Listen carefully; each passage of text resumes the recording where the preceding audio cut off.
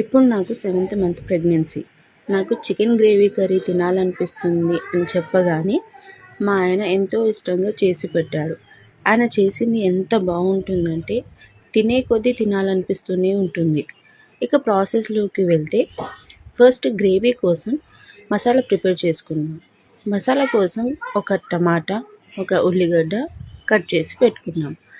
తర్వాత కడాయిలో కొద్దిగా ఆయిల్ వేసి ఆయిల్ వేడి అయిన తర్వాత ఉల్లిపాయలు, కట్ చేసిన టమాటాలు, కొత్తిమీర, పుదీనా, తర్వాత గరం మసాలా ఐటమ్స్, తర్వాత ఒక 2-3 ఎండుమిరపకాయలు కూడా వేసేసాము. అలా వేసేసిన తర్వాత వాటిని కొంచెం మగ్గనివ్వాలి. ఎంత మంచిగా మగ్గితే మసాలా కూడా అంత బాగా వస్తుంది. అలా కొద్దిసేపు మగ్గించిన తర్వాత ఈ పేస్ట్ని ఒక 10 minutes వరకు మగ్గాలి. ఎందుకంటే ఎంత మగ్గితే అంత బాగుంటుంది. తర్వాత మిశ్రమాన్ని మొత్తాన్ని ఒక మిక్సీ జార్లో పెట్టుకొని పక్కన ఉంచుకోవాలి. ఆ తర్వాత కర్రీ ప్రాసెస్కి వస్తే మా ఆయన స్టార్ట్ చేశారు. ఆయన చాలా బాగా వండుతారు. ఎందుకంటే ఆయన వంటలు అంటే నాకు చాలా ఇష్టం. చాలా బాగా వండుతారు. కర్రీ ప్రాసెస్కి వస్తే ఫస్ట్ ఆయిల్ వేసుకున్నారు. కొంచెం ఎక్కువనే అయ్యింది ఆయిల్. చెప్తుంటే కూడా ఎక్కువనే వేస్తున్నారు మా ఆయన. ఆయిల్ వేసేసి అందులో ఒక 2 బిర్యానీ ఆకులు, ఒక 4 కట్ చేసుకున్న ఉల్లిపాయలు వేసుకున్నారు. వీటిని కొంచెం మంచిగా కలిపేసి తర్వాత మూత పెట్టుకోవాలి. అలా ఒక 5 minutes మగ్గిన తర్వాత ఇలా గోల్డెన్ బ్రౌన్ కలర్లో వచ్చేంత వరకు వెయిట్ చేసి కొంచెం అల్లం పేస్ట్, టేస్ట్కి తగ్గ ఉప్పు వేసుకొని మంచిగా కలుపుకోవాలి.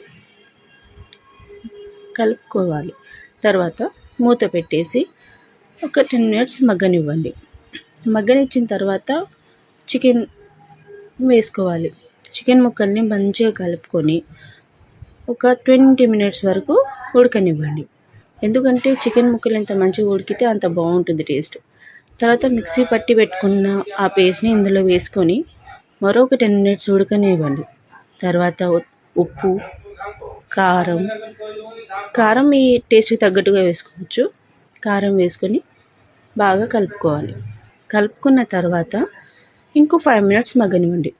ఉడికిన తర్వాత ధనియాల పౌడర్, తర్వాత చికెన్ మసాలా కూడా వేసుకొని ఒక 10 minutes ఉడకనివ్వండి. ఎందుకంటే చికెన్ ముక్కలు ఎంత మంచిగా ఉడికితే అంత మంచిది.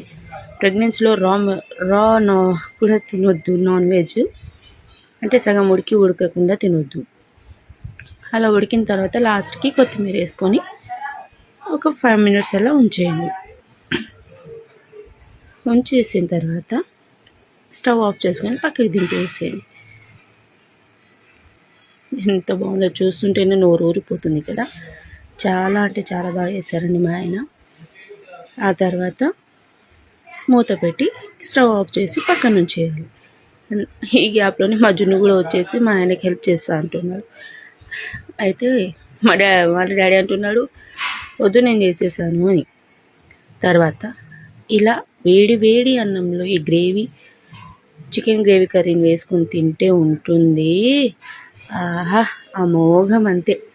తినే కొద్దీ తినాలనిపిస్తూనే ఉంటుంది. చాలా అంటే చాలా బాగుంది.